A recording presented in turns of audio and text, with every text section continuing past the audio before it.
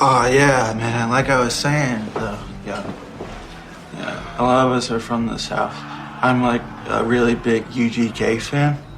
Pimp C, like one of the last real prophets, man.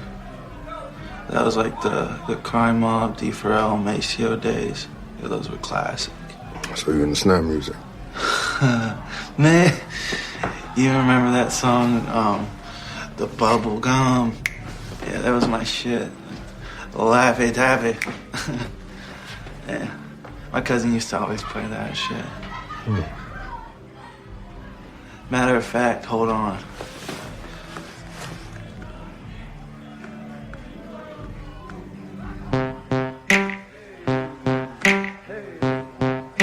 Alright, boys, get the fuck up! And now that it's over, I'll never be sober. I couldn't believe, and now I'm so high. And now I'm so high.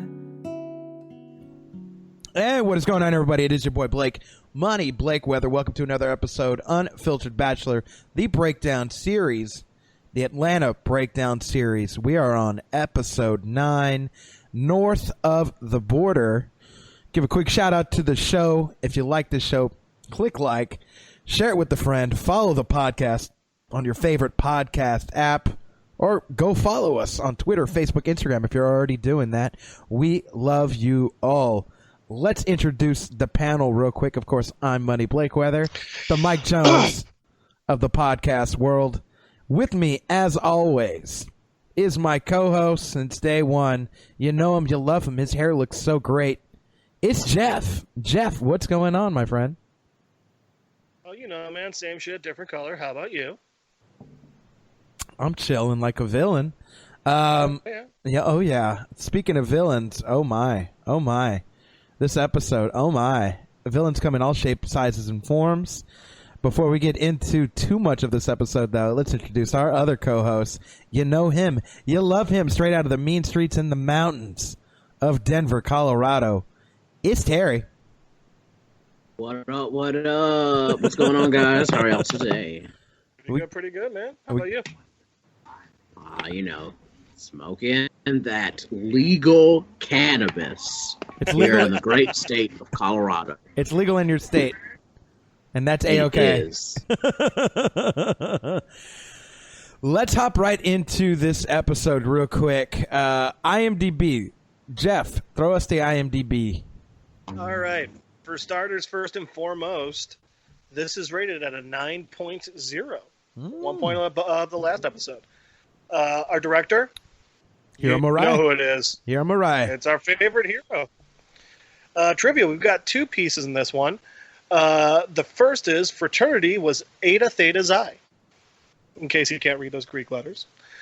The second one, I don't know if this is actual trivia or just something someone was like, hey, these are things that coincide, but this one says, Easter egg in episode. Right before Ern, Al, Darius, and Tracy walk into the fraternity looking to smoke, the address of the frat house is shown 1863.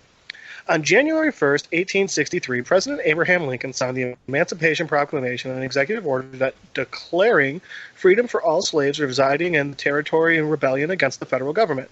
Due to the Civil War happening in the country at this time, this order clearly was not followed by states within the Confederacy. Having 1863 as the fraternity house's address is ironic due to the fact that these 4 black men are entering a white fraternity house in Georgia that is full of Confederate memorabilia and imagery. It's more or less a wink to the audience that the 4 guys are very much aware where they are. I think that's someone reaching. Could be. Could be. They could, however, be completely right. So, I don't know. All right. Well, let's kick off top 3. Who kicked it off last time? Was it Terry? I think it was Terry. So if it was Terry, let's kick it off. Jeff, your top 3 from this episode. Top 3 takeaways, All top right. 3 anything that stood out to you in this episode. So my top 3 takeaways are going to be pretty obvious ones, I would say. 1, Ern fucked up. 2, Violet is crazy. 3, Tracy fucked up. I think that describes the entire episode right there, in my opinion. I mean, we'll get into each of them a little bit more, but those are my big 3 takeaways, man. Interesting. All right, I'm gonna drop my top 3. My first one is Clark County an industry plant like Darius says? And if so, what is an industry plant? For those that don't know, my understanding of an industry plant is somebody who didn't have the hardships and struggles like rap and the whole hip hop community and world. Like, you're supposed to come up from the bottom and be here and go through the struggle and shit. It's somebody that's just kind of like they've modified their history and made it seem like as if they did come from there, but they did not. In fact, so I did not know what that term was before you just told me, and now that you've told me something very interesting, but I'll wait for later in the episode for that. Yeah, and it goes to the point of, and this might be it. And if this is it, I'm sorry for taking it away. It goes to the point of when they get to the house. And this is all part of my point, though. When they get to the house and the guy's favorite rapper, the other favorite rapper besides Paper Boi, is Post Malone, who is clearly a industry plant. He might not have had the harshest of beginnings. So if that wasn't your point, great. If that was your point, my bad. But yeah, industry plant is Clark County. Will we find this out later on? We don't know yet. Why are there feet prints on the ceiling when they get to Violet's room? Damn it, that was one of mine. That was so weird. She's crazy. Bitch is crazy. Yes, bitch is crazy. But I want to touch on something. So I Googled footprints on ceiling because I knew there had to be some sort of like weird something going on that I didn't fucking know about. Check this out. There's 2 things. So one, I'm going to touch on the Urban Dictionary. So, like, walking on the ceiling or feet on the ceiling refers to legs in the air during sex. Could be. Okay. I think given that we're in 2nd season and there's a lot more scary horror elements to this season, this other one that I looked up when I Googled it is going to make a lot more sense. The footprints on the ceiling, is a 1939, quote, locked room mystery novel that includes a murder with footprints marching across the ceiling, which I think is a reference to that, like kind of being a little off-putting, being a bit of what the fuck happened before I got here? Why is there kind of it kind of looks like blood almost. They look like bloody footprints. Yeah, it looks fucking weird. Just look like they're dirty feet. Yeah, it could be dirty feet. She looks like she's just a hillbilly who walks around without her shoes on. Upside down like a fucking, like she's possessed. I get you. And if so, she got some big ass feet. Oh, shit. Like a succubus. Oh, fucking demoness. A fucking demon. A demon that lives off of sexual energy stolen from men. Very well could be. That would be a great correlation to this point. My last and final one, I still freak out about this, and it goes back to the first time I ever watched this episode. The fucking Laffy Taffy dance. Are you kidding me? Are you fucking kidding me? Oh, my God.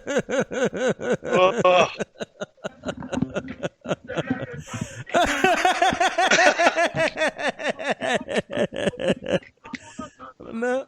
I fucking love it. Damn it, that was one of my because I had that song queued up. Just waiting.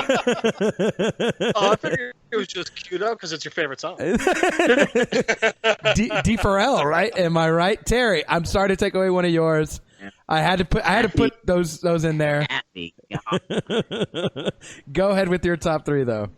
I guess we'll just start off with I love those 2 country guys that they met at the frat. That's just like kind of everybody I grew up back home. That's like that one dude who just gets into it. It's just like, UGK, Pimp C's one of the last real prophets. And I'm like, preach, brother. Preach. Actually, they're not wrong. Like, I was like, he's not wrong. I'm not gonna tell that man. He puts on that Laffy Taffy, and I'm like, yes, snap music for the win. Yeah. And for those who don't know, snap music is a subgenre of hip hop derived from crunk, originated in the South in the late 90s of Bankhead, West Atlanta. It's from Atlanta. All right, and the most popular songs was Laffy Taffy, and another song would be "Crank That Soldier Boy," which for me, I'd say "Crank That Soldier Boy" falls into what I like to call like just the bubblegum hip hop. It's what I used to call it. It's real catchy. The kids love it, like bubblegum. It's poppy. But yeah, snap music. I want to add one more group that's from Atlanta. Them Franchise Boys that had "Lean With It, Rock With It." That is also another popular snap song. It's a snap song, and they're from Atlanta. Go ahead, keep going on with the. Also, that Clark County guy. That guy. Oh my God! You can just hear it too. Just yoo-hoo.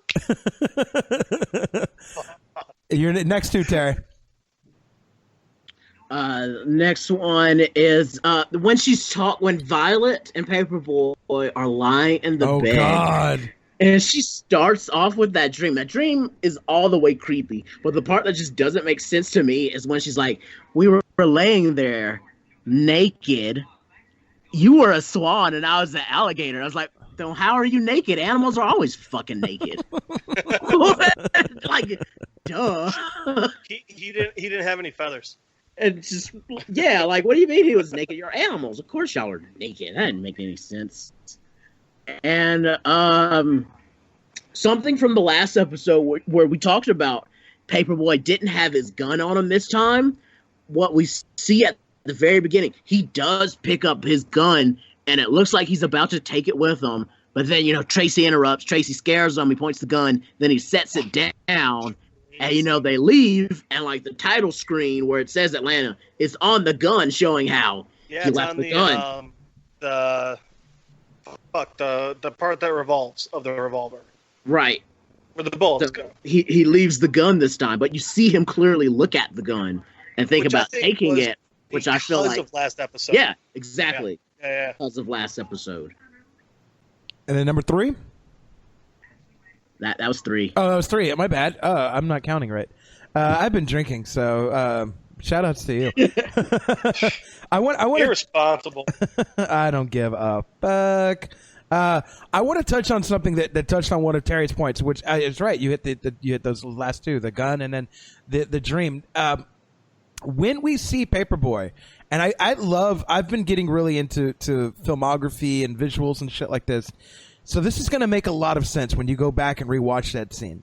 If you notice, Paper Boi is on the edge of the bed.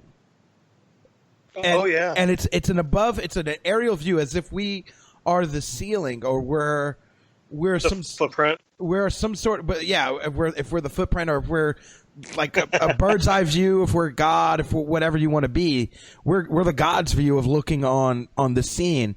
And first of all, we don't get a whole bunch of those, especially outside of the Van Earn dynamic. We've seen a lot of above visuals of Van Earn outside of just a setting, just of them going into woods or them showing the city.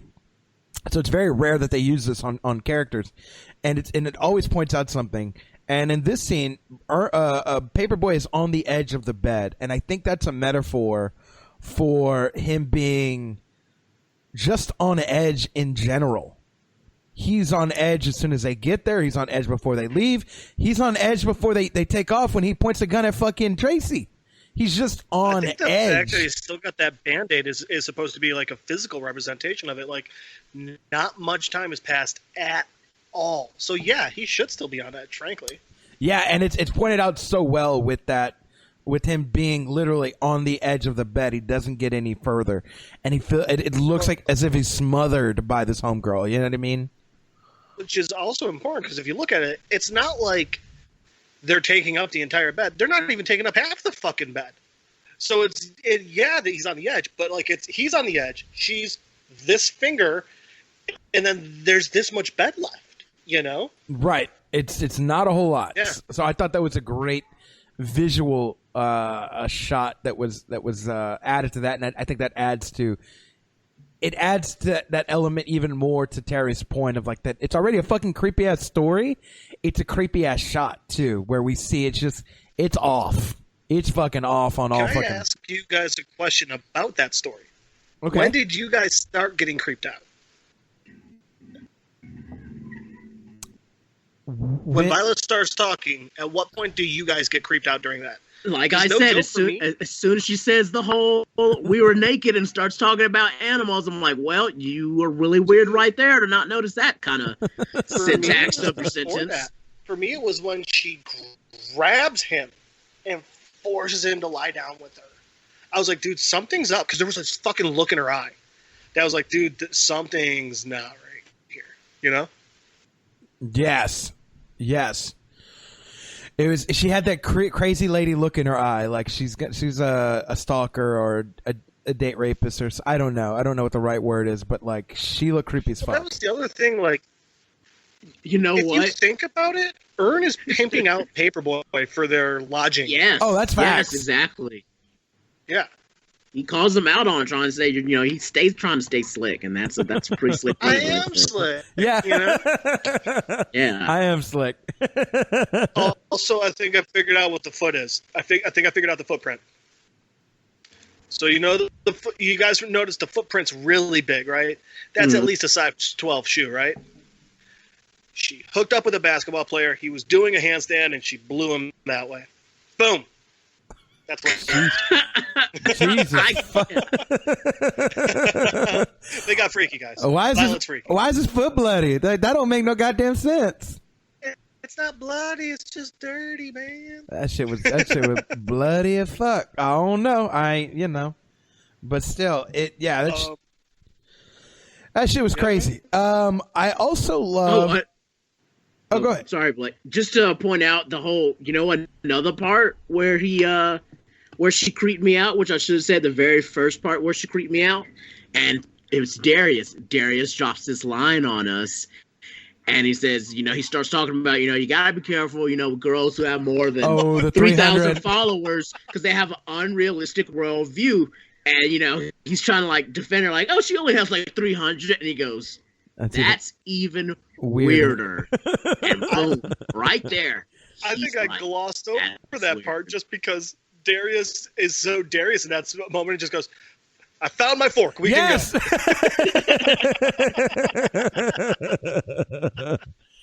He didn't leave till they found the fork. I love it. Yeah. Also,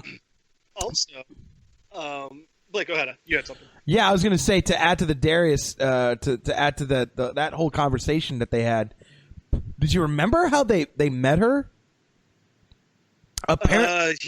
He found her phone dies. Yes, their phones died. Snapchat or some shit. Their phones died apparently. And they didn't get into it. They just said, "Remember that one girl when you guys?" And there's like, the phones died. He's like, "Yeah, that's her." We don't know what happened. All we know is their phones died. So I kind of love that. Like, it's kind of left mysterious. It's like, what happened when your phone died? Did she give you a ride home? Did she lend you her phone? Did you guys meet? Like, did you bump into each other? This was somewhere, and she's placed a tracing app on all of your phones. Yeah, we don't know. we don't know, but like, we do know they met when their phones died, and that's about it. So yeah, it's left. I think it's left mysterious and sort of not filled in because they don't want to like sort of pave out this character, because this character's already supposed to be like mysterious and weird and kind of like, the less we know, the better almost about this person. Right. I don't know. That's kind of the vibe I get. So, sorry to cut in. I'm not cutting you off, am I? Mm-mm. Okay. So, couple of things. First, I just got to the scene where they show up at that frat house. First off, I fucking hate this frat house so much. A lot because I was in a frat in college, and no, not mine at least, because literally one of our theories was just always, why would you want to be in a house that makes you do shit like that? But that's besides the point. You know how I said I think that the trivia was just kind of was bullshit about the frat house to 1863? Okay. It was. 1863 is not their fucking address. It must be the year they were founded. It's on a goddamn banner hanging on their wall. Yeah. That's not the address. Right. Yeah.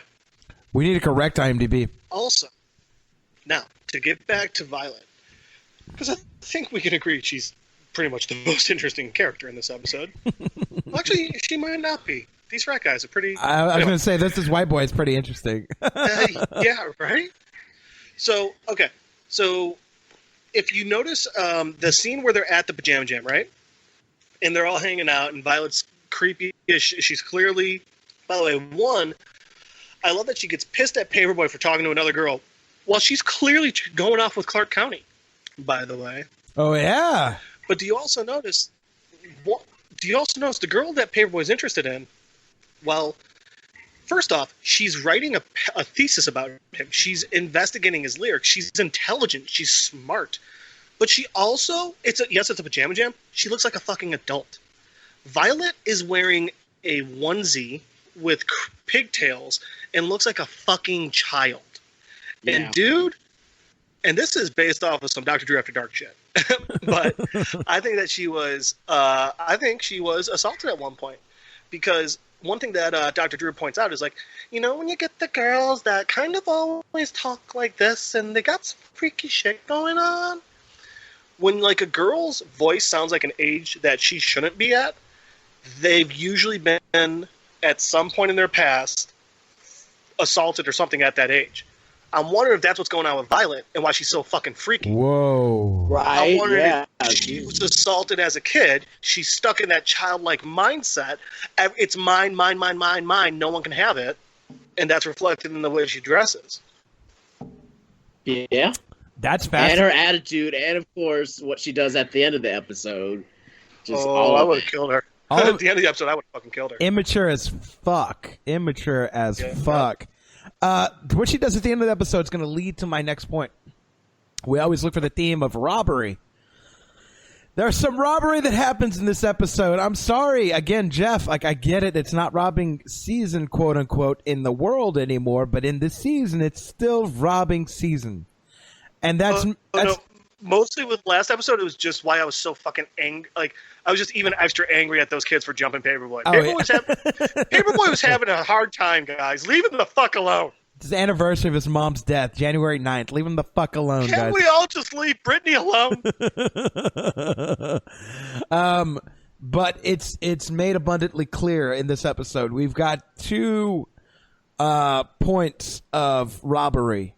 We've got Tracy, who we'll get to in a little bit, I'm sure, stealing the fucking what is that? Like the little fucking the flint pistol. The flintlock. Yeah, that's awesome.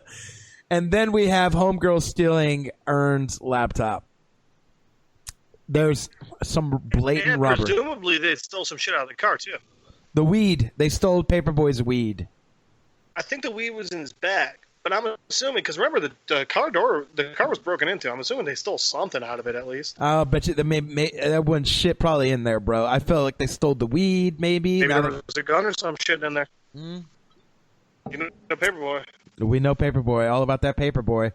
Yeah, but it was so fucking weird. But those, you know, what they might have taken. But again, the themes of robbery are made abundantly clear and highlighted in this episode. Let's get to, before we get to Tracy, I want to get to, and I always like to bring this up, again, the themes of race and racism. Can we? Kind of obvious in this one. I was going to say, is it or is it not? Can we agree? I don't abundantly see any racism on the surface, like to our characters.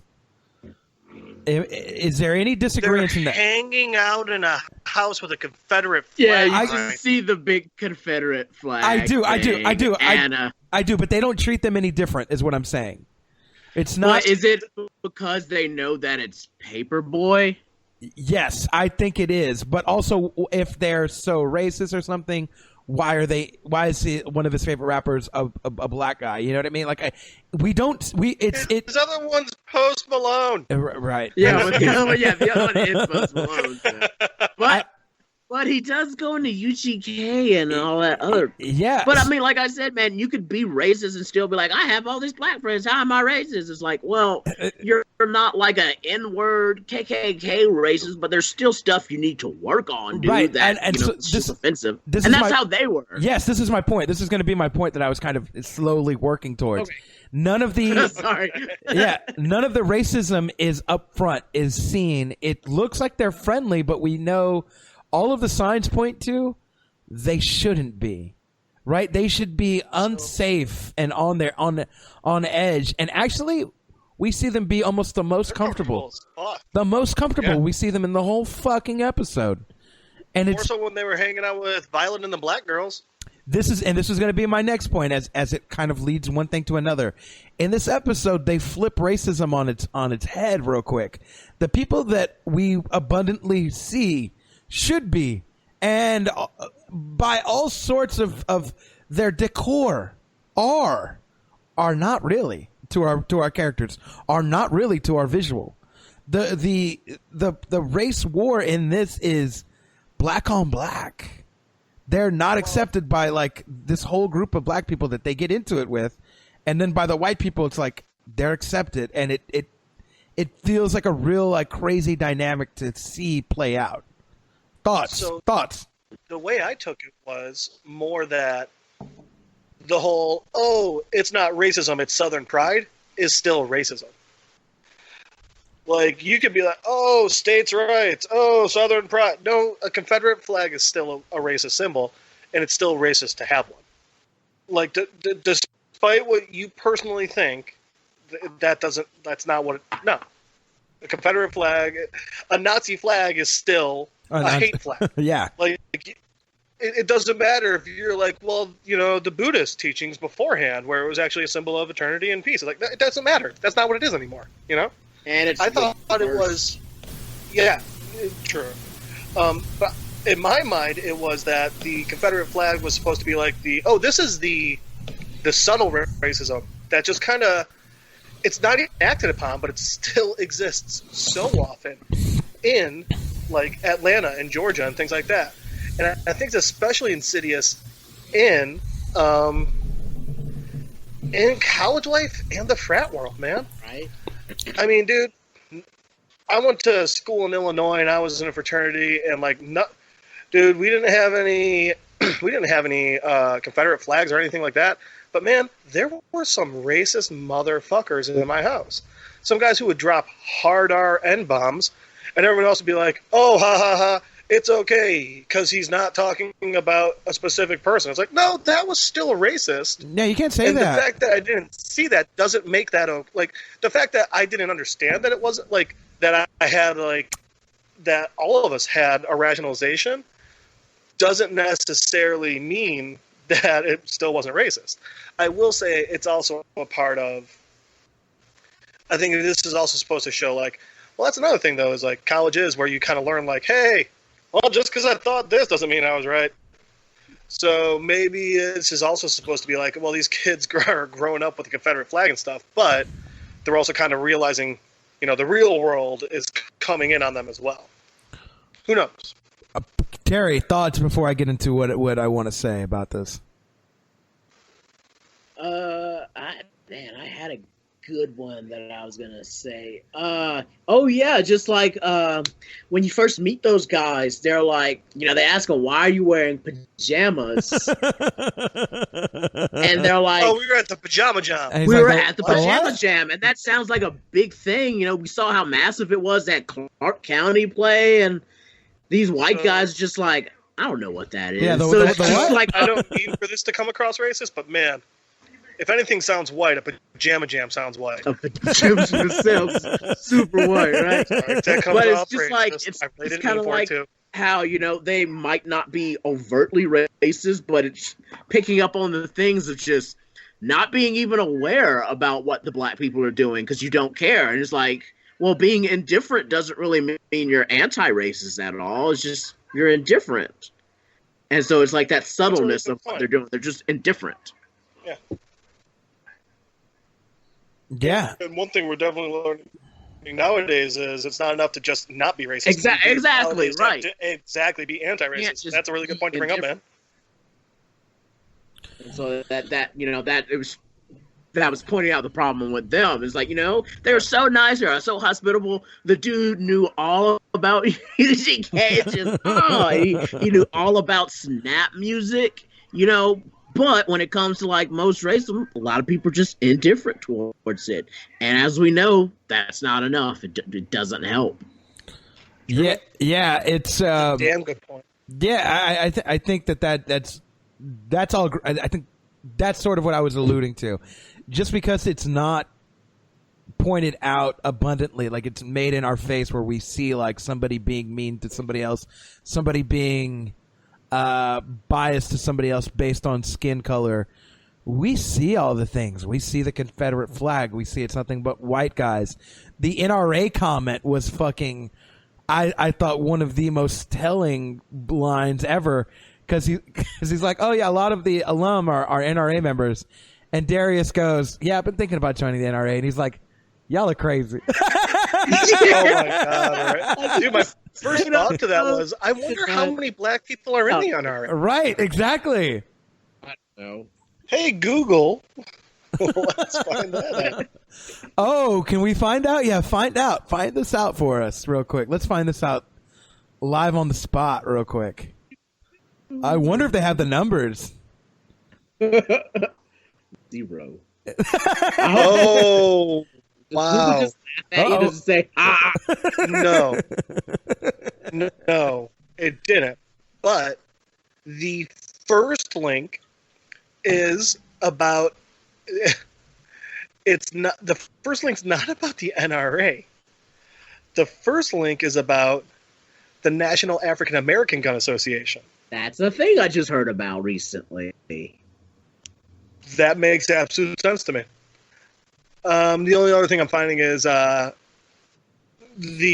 black population of the NRA is quickly waning. Shock.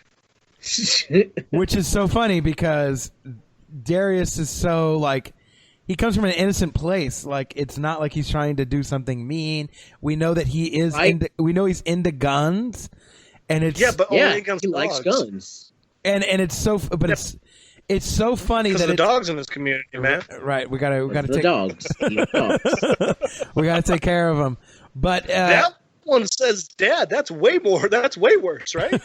That's way too specific. Way too specific. But it's funny because it's almost shunned off as like something where primarily, and I guess maybe the stats are true, maybe it's not, but it's laughed off as almost like, that's not what black people do. Like, that's what it's laughed off as. Like, right. That's what these. Oh, absolutely. That's what the white people are like. Y'all are crazy. They're like, this guy's clearly making a joke. Yeah, y'all are crazy. I like y'all. Yeah. But it's also just kind of acknowledging it's like, yeah, the NRA, it's not really for black people. Right. I'm guessing their alum doesn't have a lot of black people there at that one. I don't know though, but that's just what I'm getting. Pledges had a very similar skin tone. Yeah, all of them was. all of those bleepers were pretty small. That's all I'm saying. Yeah. Candy girl. I will say one thing that I always liked about my fraternity in college, but still thought was kind of fucked up. So my fraternity was founded, like the first one ever was founded in like 1901 or something. I don't know. I don't really care. But it's a newer fraternity in the grand scheme of fraternities. And it was the first one to not have anything in there about black membership. In other words, it was the first one that was just like, yeah, we don't care who joins. Like, anyone can join. But like less than 100 years ago was the first time a fraternity was like that. That's insane. How fucked up is that? It's definitely not 1863 is all I'm saying. Probably.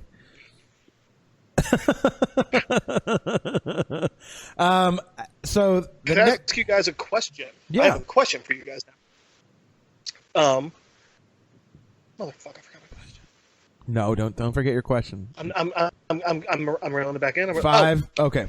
As of the end of this episode, not that we've seen any other episodes. If you've only seen up to this episode, at the end of it, is Earn still Paperboy's manager? I feel like this was his warning. Like, this was... Because I made a note about this. This is where we finally see Al confront Earn about what he is or is not doing enough. And like I said last episode, we are now seeing all the things, some of the things Sierra was right about, you know, getting his money, getting things that he should be getting, you know, just free stuff like she says to get your manager to do it. And, you know, Earn's not like that. But now he's like, or you need to be like that. You're like he says, you're the main problem here. It's like, look what you did. You made this situation from the beginning. Why couldn't you just get us a hotel? Why am I even doing the show for free? Yeah. Like, why couldn't you get like a little bit of money? Clark County's there. Tracy should have already been going as security after what happened to Al when he was alone for fucking 5 minutes. You know? Exactly. I felt this episode. So, like, you know, sometimes in the past they're like, "Oh, Earn's not doing his job," or da da da. I felt this was the most appropriate or the most reasonable reasons why Earn isn't doing his job. Yeah, because just like I was about to say, Clark County's there. And you know damn well Clark County's not doing that shit for free. No. So why isn't Paperboy getting some money?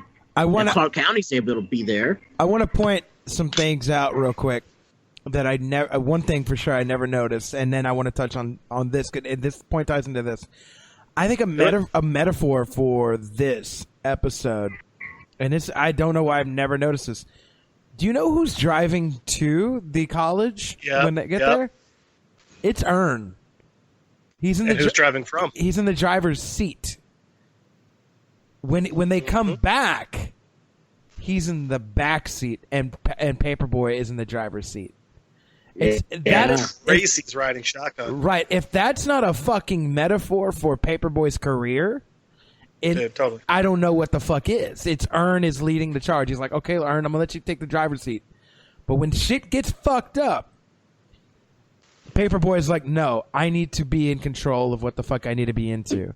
And he puts Earn in the doesn't kick him out of the car. So I think based on this metaphor, to answer your question, if we don't know to help the audience out if they've never seen another fucking episode, and to add to Terry's point, I think this is a strong warning. You're in your final written right now. You got 90 days to shape up. I'll be honest. When I rewatched this today, I was sitting there almost like, dude, I think he did just end it there. Really? Like, that was the feeling I got the first time I rewatched it today. Now, talking to you guys, I think you're right. Now I'm getting all that. But, like, man, I mean, like, it was, if nothing else, it was that close. It's pretty close. It's definitely close. It's a final notice. I've just restarted the episode. How funny is it that when they're all getting ready to leave and Tracy's eating the food and stuff, he's eating chocolate Ern's chips. got to go back and put it in the fridge. Put it back. Oh, Tracy, why? Also, yeah, they get to Violet's place and Tracy immediately goes to the kitchen and starts eating chocolate. He eats chocolate chips. Really, nigga. Yeah, we get that line again. He does that line to him about eating chocolate chips. Okay, but so here's why. Two of my points. One was Earn fucked up. I think we all gotta agree Earn fucked up. I mean, dude, not getting a hotel, you're saving what, $200? Two, Earn fucked up because, bro, after you saw how pissed Violet is, and she's got her brother and half the fucking campus after you, how do you not go back and get your shit in the car? Yeah. Are you fucking stupid? That was pretty stupid. You just went and stopped to smoke weed. You could have smoked weed later. You were like, hey, guys, can we get a ride, actually, to this place? Earn wasn't even the one that was jonesing for it. It was Paperboy. Earn should have had left. Once he knew Paperboy and them had their stuff, Earn should have left and got in the car. Yeah, and got the stuff back for him, but nope. But then the other part where Tracy fucked up. Dude, Tracy, don't get me wrong. That girl pushing you and hitting you and shit like that, that's fucked up. I don't know how long I would have stood up for. I would have handled it either. But you threw her from the top of stairs. If Ern hadn't caught her, she could have died. That shit was insane. That, stealing the flintlock pistol. That was funny. And I don't give a shit how old it is. Dude, Don't shoot it. I don't No, give a shit. don't.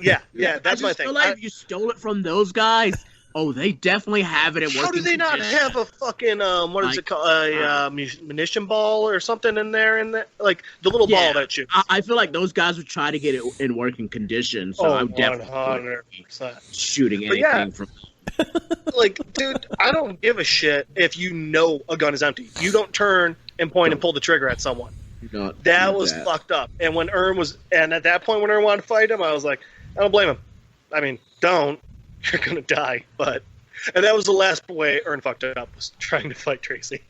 And I have to say, I kind of got mad at Ern at the end when all their shit was fucked up, and Ern was like, hey, calm down. Up until the point to where he noticed his laptop was gone. Yep. And then Tracy was like, he snapped.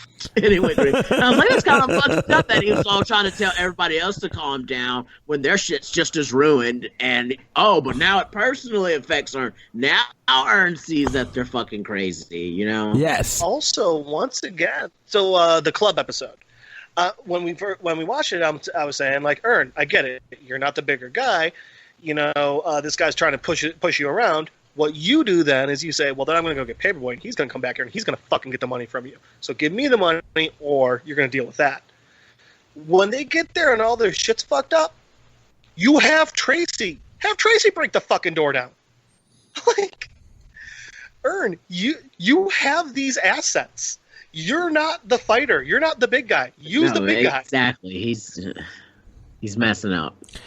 Front and stunting, man. That was going to be my point Yeah. of Tracy in this episode. Tracy is just a fucking...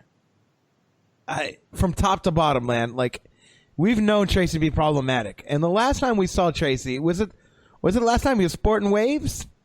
Was that the last time we saw him? No. What was that? The second episode? First episode? Second, third episode? No. We saw him at the strip club when he was being Paper Boi's manager. Yeah. Third episode. So my bad. And he was still fucking Tracy, where he was like, "Oh yeah, whatever you get, I'm gonna sip it. It don't matter." And you're just like, Tracy, shut up, man. Like, stop it. Like Tracy. And Tracy even, one of the things that really stood out to me. It's a small moment in this episode. Tracy runs up on Clark County, and that's when we see Clark County's not as big and tough as we think Clark County is. Oh, no, not at all. Right? He runs up on Clark County, and Clark County's like, oh, what? Do you know what my favorite part about that interaction is? That means that Tracy doesn't remember them from literally just being on stage. He does not. Or, he just... And let's be honest, Paper Boi's clearly opening it for Clark County. Yes. Like, that's the bigger act. Right. Oh, I will say this. I don't know if I've laughed. I think the hardest I laughed in this episode is when Violet's brother and all them are squaring up. Oh, yes. And just, bitch, bam! Run! Right. I love Tracy. Tracy's my top favorite, man. Well, the funny thing is, the first time I watched this episode, I was mad at Tracy, and I was like feeling bad for Ern at the end. Exactly. Me too. But as I watch it more and more, it's like, no, Ern, no. you fucked up. Now don't get me wrong. Tracy was responding to the situation that he was in, and even when you see him push her, it's like he wasn't paying attention to the fact that they were on stairs, and the push she did was just kind of nonchalantly of, he turns his whole body away from her. Oh yeah, it starts to move, and he's just like, "Get out of my face," kind of push. But it's like, "Oh fuck, Tracy, you're still stupid. You're not realizing that she's behind stairs." Which, by the way, so Tracy, I'm not sure if he thank God Ern was there, or Tracy would have gone back to jail forever. Yeah, he definitely would have. So I don't think it was a deliberate push. Like, I'm pushing you down. I absolutely agree with you there. It's more of, I'm Tracy, I'm big and dumb, I'm going to push you out of my way. Oh, you're actually a girl who's much smaller than me, and they're scared of me. oops. I can Still a curl bad with move. one He arm, should yeah. be more, aware of his situal surroundings. But somebody Absolutely. smacking on me over and over and over again. Well, And like, then- he kept warning her to stop too. Yeah, That's the he's other thing. like, please stop It's hitting. not just a Stop hitting. random hit. He's Put your telling her hands like, off me. this is gonna go poorly if you keep doing this. I think that's not even the worst part. I think this is, for me, the worst part. She slaps the shit out of Ern. Yeah, the dude who was that? who checked in up on you, made sure you didn't crack your skull a little bit, and you just slap. And The even shit. afterwards, like, are you okay? Well, hey, are you all right? Like, he just catches like, fuck, and run. Yeah. God damn. That was the hardest You know of what that all makes me slaps. think of? When her brother shows up and they're ready to fight and stuff, it made me think of a story that I heard in college from someone older than me who may or may not be related to me by being my older brother. How when he was in college, they were having a party and one of his friends was just flat out going after this girl who had a boyfriend, hardcore. So surprise, surprise, the girl's boyfriend comes up and tries to pick a fight with my brother's friend. This is a littler guy. My brother, however, 6'6" and like 250 all muscle. So he lays the boyfriend out. Then he took the guy, walked him upstairs away from everyone, and punched him in the gut, and then said, "Do you understand why I did that?" And Violet's brother needs to make sure she understands why he does that. Because she's causing nonstop problems, man. And I guarantee you, this is not the first time she started a giant-ass fucking fight that he had to fix. Facts. This is facts. Yeah, that whole scene is. There's a lot going on with that whole scene. First of all, I love the color coordination. Each character has their own color. Second of all, I love the scene. And Tracy's just wearing black sweats. Tracy's looking for a fucking fight.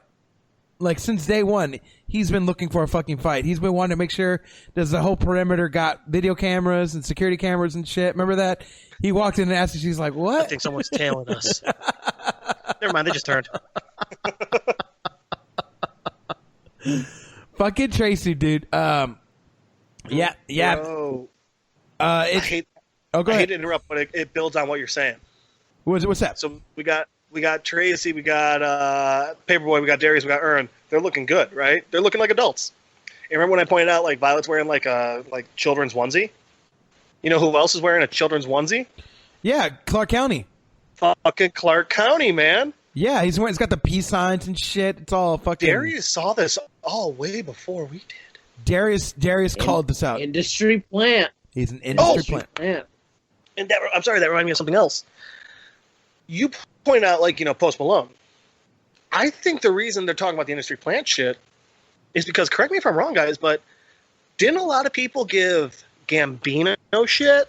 Being like, oh, you're not black enough? Yes. Oh, you're just some nerdy kid?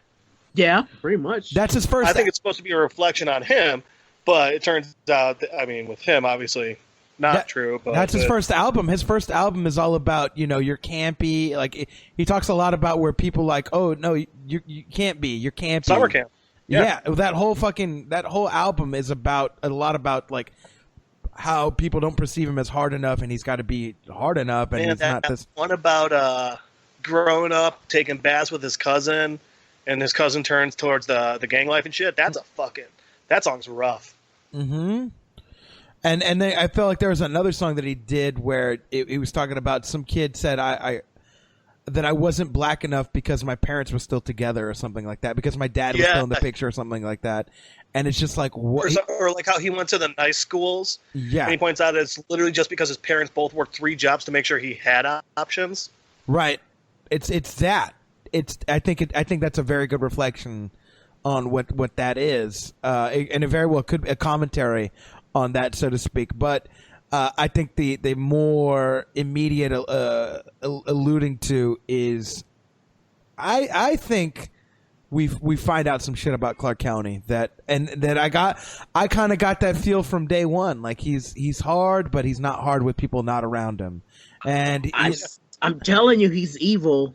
He's evil. I can't wait for the more episodes of Clark County to just keep showing. I hope he just turns into such a villain. Join me and we'll rule the universe together. It's more Star Wars shit, guys. Yeah, it's awesome. Well, all we all know is we just got to bring Tracy around and he'll get scared real quick. So, guys, by the way, who do you I think love is tougher Darius's though? Sleep cap so much. Tracy or Bugs? Who's tougher? Bugs is Clark County's Was his henchman? Yeah. So who do you think is a tougher bruiser? I want to see them two fight. I don't want I to. don't know who's a tougher bruiser, but I think Tracy would win a fight. Okay, I wanted to get to the fight point as we round this episode out real quick. When they had the fight, did you think Ern was going to do anything? Like, whoop, stop. Completely lost you after when we... Yeah, When it broke out for me. when they had the fight, did you think Ern was going to do anything to Tracy?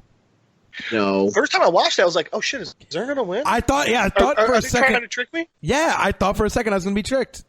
Yep. No, not me. Because Tracy just got out of prison. Well, so let me correct Come myself. on. What was he gonna do? Terry, let me correct myself. When they're getting out of the car, I was like, oh shit, is Ern actually going to win this? And then when they show Ern sitting there like with his hands Yes. up, I was like, no, he's not going to win it. No, Yeah, not a but chance he's winning it. As I want to pause this. Style play. Yeah, hey, come here, say that. Let's put him up. As somebody that primarily the only two sports I watch, MMA and boxing. I've trained MMA since 2009, trained boxing 2010. As soon as I saw Ern his stance, and as soon as I saw him throw, and as soon as I saw Tracy take a dip back, I was like, "Oh, this is going to end very poorly." And it takes me back to when I watch fights. People are like, who do you think is going to win? Who do you think is going to win? I have my people I like and people I don't. But I'm like, let me watch the fight for the first minute, 30 seconds. I'll tell you, and more or less, if I watch the first minute or 30 seconds, I can tell you more or less who's going to win a fight. Oh, okay. And Jeff has watched fight with me. I can pretty much call him out as soon as I see what the fuck is going on when I see it. But as soon as I saw Ern throw the first punch, I was like, oh no, Tracy's from the street. It's immediately what you just said, Terry. Tracy's from the hood. Tracy's from the streets.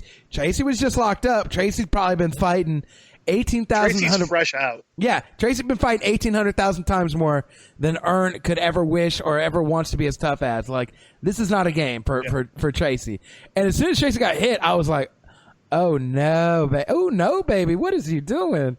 You about to And get... Tracy tried at least 2 times. He popped him, and he was like, all right, now stop playing with me. Leave me alone. And then he did. He went at him again, and Tracy popped him a bunch more times. And he's like, just stop. Leave me alone. That And goes then to he, my first like, point. Ern fucked up. Stop. He just kept fucking up. Like, just after the first punch, he should have been like, oh no, you're going to beat me up. But Yeah. no, he didn't. Also, by the way, how loyal is Tracy to Paper Boi? Because Tracy wanted to keep fucking Ern up, and Paper Boi's like, stop, man. And it's just like...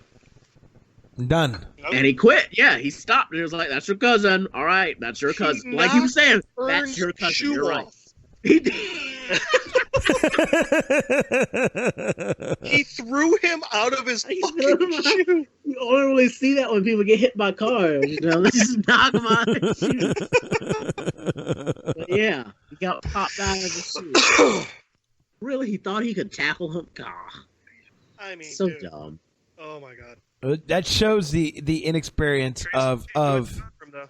yeah, it shows the inexperience of Ern's fighting, right? Like compared to Tracy. Like he's just as tough as a guy as Ern wants to be. He's not Tracy. He's not cut from that cloth, so to speak, man. I don't know if we've done this yet, but this it just came to me. Ern's Don Quixote. He's got these notions of the way the world should be, and like if you're chivalrous and you do things this certain way, then you'll succeed and blah blah blah. And then he goes off and he tries to fight windmills, and while it all sounds great and it's this beautiful idea, it's not the real world, man. That's facts. That is super facts. So as we round out this episode, our themes that we've touched on. Do we have we have robbing going on this episode? We have. I feel like we've touched on the bits of racism that are very low key and sort of hidden, and we know they're there even though they're not in our face as much, and they're not happening to our character, but we know that they exist. I think is a great point. Do we have elements of horror in this at all? Actually, I'd say we do. I'd say we do. Which part are you thinking of? When they're in the white people house. I feel like that was scary because I felt like something could have gone down any moment. I was scared for them their whole time. Oh, Yes. I thought it was funny because I was sitting there thinking to myself, the four of them could take on the entire house and win. Half the house has fucking bags on their heads and their dicks hanging out. The part first was when they were running through the street. Oh yeah, hiding and shit. Yeah, and the little campus police comes on, and when they drive by with that golf cart, and there's that girl with tears streaking down her face on that. So it was scary, one, because they're like, shit, do we seriously have campus police even coming after us? And then after that, dude, I don't know about you, but that girl crying, her makeup streaking, my first thought was, that girl was raped. Really? Oof. Wow. I didn't think that. I mean, college campus, late night, girl disheveled, hair all over the place, and makeup streaked from crying. Oof. It makes sense. College campuses are scary places for girls. It makes sense to me. I think another part for any minority. Another part of the horror element is Homegirl, Violet, when we get to her house. Homegirl, she's so crazy. Yeah, it's just who is it?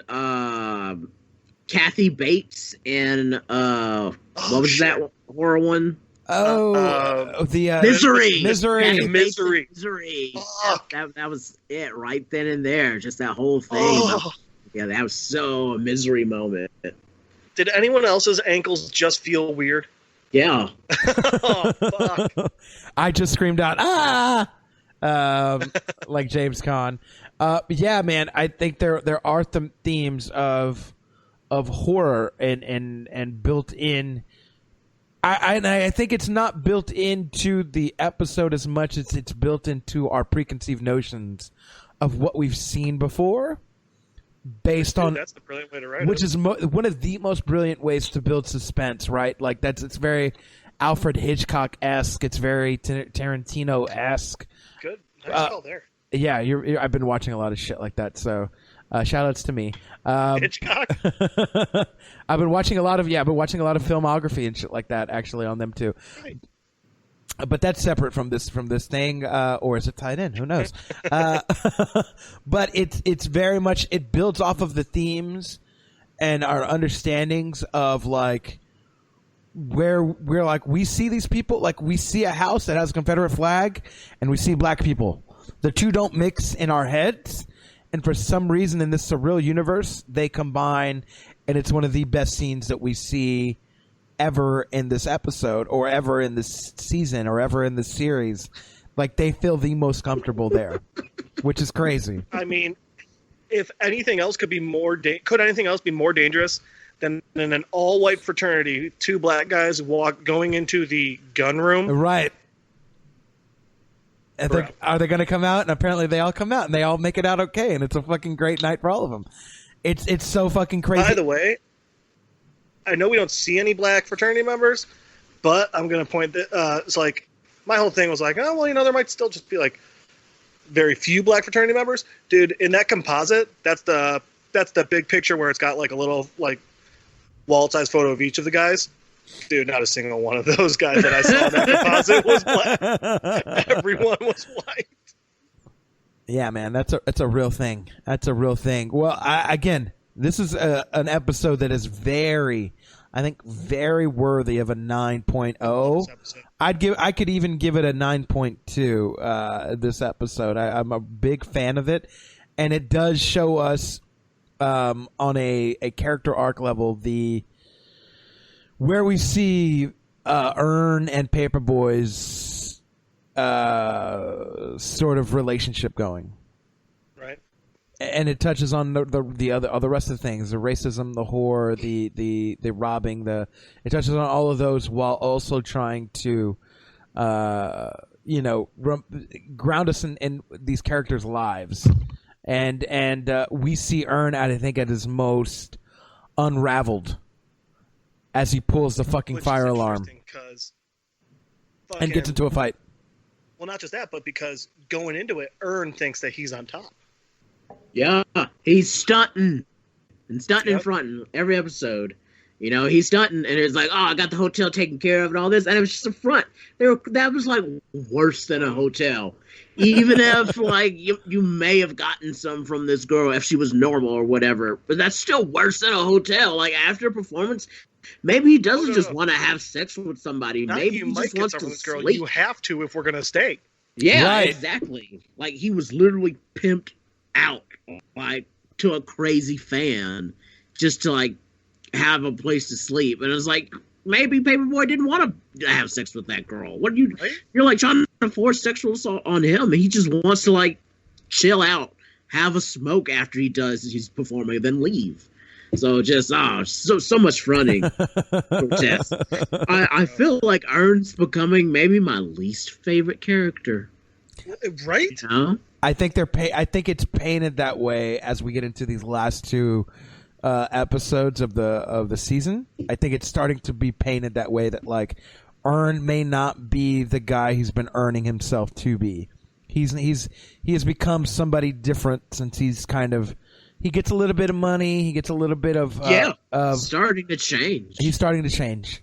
He's not at this point at episode, what is this, episode 9 of season 10 or season 1 even. I'm sorry, season 10 of episode 9 of season 1. I'm sorry, I've been drinking and I'm okay with that. Episode 9 of season 1, we were still rooting for Ern as hard and heavy as ever. Oh yeah.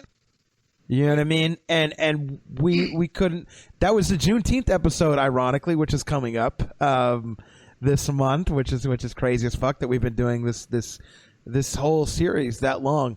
But that is Ern. We're rooting for Ern. Ern is our guy. Ern is our everyday person, and now he's turned into somebody that's just like, it's not my fault. It's somebody else's fault. I'm doing the best. You're doing the worst. You know who he's turning into? Who's that?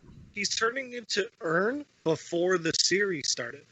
In episode 1, the person that everyone thinks Ern as, that's the guy he's acting like now. He's turning into what irresponsible, not getting the shit done. What Willie said, you got to get that chip off your shoulder. Oh. He's turning into that. If you want to make it in this industry, you gotta get that chip off your shoulder. And Ern is walking around with a big chip on his shoulder as this. It's almost like it's gotten worse since he's had that interaction with Uncle Willie. So I don't know, man. I really, every episode of season 2, as we go back, and Terry, I was listening to Champagne Poppy, and we almost, it's like we made you a converter of that episode. You were like, this episode's kind of weak and yada yada. And the more and more we talked about it, it was like, actually, this episode's really good. Actually, Champagne Poppy's pretty good. That's a good one. $1 my iPhone. I like that song. Drake is not Mexican, though. Damn it. He might be, though. It's like a low small part of this episode, but I'm literally just now noticing. There's 2 very small interactions where they focus really big on Darius and Ern's friendship. When they're sitting on the stairs talking, and when Ern's trying to kick the door in, and Darius is the one over there like, hey, come on, man. Come on. You don't want to do this. Calm down. Come on. Yeah, he's the first one to stop him. Yeah. Mm-hmm. Yeah, and that's a reference back to season 1 when Darius tells him, hey, we're friends now. I love this episode. It's so fucking great. Here, Mariah is so fucking, again, genius for the cinematography of this episode, and giving us everything that I think we need and we need to see. So, shout outs to that. I think we rounded out all the thoughts that we needed to. Anybody, anything else before we before we exit here? Final thoughts? I have one more. Yes. The funniest part of this entire episode was when they run away from the guys and they all run out the door, and it just really, really slowly closes. Yes. I don't know why, but I laugh so hard at that every time. Just the fact that they leave the camera on, that makes me fucking laugh. And Paper Boi running around with a Band-Aid on his face. Right? Looking all Nelly. My big takeaway, my last thing I want to point out is that we find out how big a mooch Tracy is at the very beginning, because he's like, "What the hell happened in 1 week? It's been a couple months." And so it's like, "Oh wow, Tracy's lived there for a hot minute." I thought he was just coming by all the time. I was like, I'm living here, and I was like, "You're supposed to be in Ben gone, dude." I want to touch on Tracy. I want to touch on that point with you, because on that point, Tracy being a mooch, Tracy uses that same fucking line that he uses continuously. It's a Tracyism at this point. It's so when Ern first goes into the house and he's like, he wants to stay with Paper Boi. It's episode 1 of season 2, and he's like, Tracy pops up. Oh yeah. And he's like, "So are you staying here?" And he's like, "Man, who is you, the landlord?" On this episode, Twice. Yes. he asks him, he's like, "Did you steal that?" He's like, "Man, who is you, the campus police? Campus police. Show me your badge. Where's your badge?" And He does it again, huh? are you even allowed to leave the county? You're on parole. Oh, who is you? The Yeah. Who is you, my parole officer? All the time. God Who is damn. you? Who If is you? If you ask Tracy anything, you better be the damn expert in the field to ask him the question. If you ask him something, you better know who you is. Yeah, I think I agree with that. I feel like that. This is most of my every time someone questions me about stuff. Who is you? That's one thing I always just hate. Just people asking me questions about what I'm doing. Like, who are you? Why? Why do you need to know what I'm doing? That's none of your business. I just gotta watch more stuff with Tracy in it. Tracy's not a bad character, but I feel like we get the sense that, like, he's not the best character for Paper Boi to go forward, and we question if Ern is the best character to go forward. Tracy's in that movie Detroit, the one about the '67 Detroit riots. Oh shit! Interesting. Good one to watch. Shout outs to Tracy. I bet she's doing I some. hear that movie's amazing. I bet she's pulling up, being like, "Who is you? The police? Who is you? Like the president?" Unfortunately, during the '67 Detroit riots, they were like, "I is boom." Right. Yeah. I is gun to your face, and that's unfortunate. All right, man. It's okay. He's got a flintlock pistol. Yeah, he'll fuck you up. Chase will fuck you up. We know he can box. We know he can box and slam you to the ground. So don't fuck with Tracy. Let's make our very eloquent exit, gentlemen. Jeff, where can people find you, real quick? You can try and Facebook me. Good fucking luck. You can try and Skype me. Good fucking luck. Or you can find me 6 to 8 feet away from me in public while you're still wearing a mask. And good fucking luck. And good fucking luck. Where can they find you guys? Terry, where can people find you? Well, they can start on Instagram at Terry F Photos, or if they're looking for something to do in the Austin or now the Denver area that's absolutely $0, they can type in "ballin' on a budget," and that can bring you to either our ATX for Austin or our DEN Mile House City for Denver, where you can find the latest in the free concerts. Well, probably not concerts yet. Those are still not happening. But, bars are opening up, and they're trying to give out free drinks for people to come out. So we've been posting stuff like that. I actually might be. Blake, where can people find you? I was going to say, shout outs to Terry. I might be in the Aurora area come next week, so I will give you a holler. I hear Aurora's not too far from Denver, so. No, you're pretty. I'm way south of Denver, so I'm right next to Aurora. Okay, so my brother lives in Aurora, so yeah. I'm actually going to visit him next Friday. So we'll be there for about a week. So. Oh yeah, just holler at me. We could do an episode together or something. At that point, that episode, if I'm there that week, that would be the season 2 recap. So we could make that thing happen. Yeah, you could. Dude, that'll be the road trip episode because I'll be in Chicago. Holy shit! All right. Make sure you bring your equipment with you. Dude, that's the reason I'm not going near anyone. I want to go see my family, you know? That makes sense. Well, shout out to the podcast Unfiltered Bachelor. This is the Atlanta Breakdown series. If you know anybody that loves Atlanta, loves the TV show, really enjoys it, wants to hear a bit more about it, because you can't just watch it once and not watch it again, or you can't just watch it once and not have any questions. Follow the podcast, Spotify, iTunes, Stitcher, anywhere podcasts are. That's where the show is. So please like it, review it, tell a friend to tell their friends, share it. And you can even follow us on your favorite social media platform, Facebook, Twitter, Instagram. You can follow me, Money Blakeweather, Facebook, Instagram, Twitter, Snapchat. And that's about it for everything. I hope everybody enjoys this. We are down to our final 3 episodes for this whole Atlanta series. We have 2 more coming up next week. We have episode 10, which I remember clearly. It's called FUBU.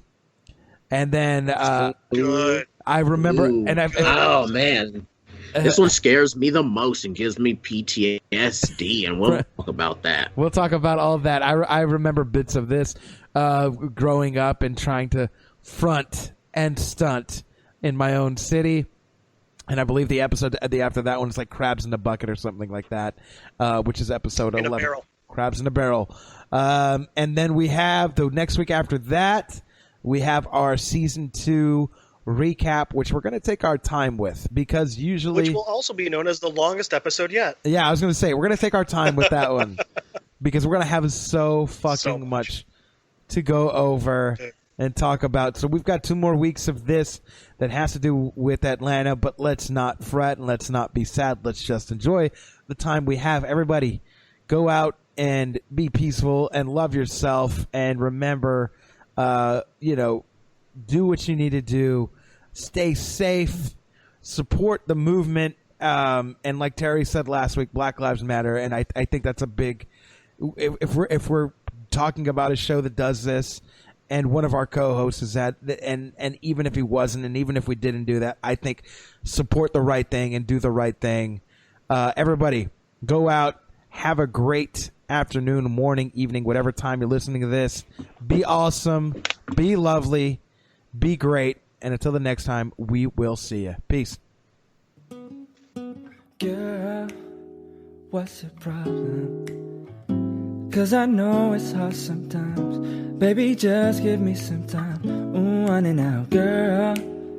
We can solve them. If you just give me some time, I can open up your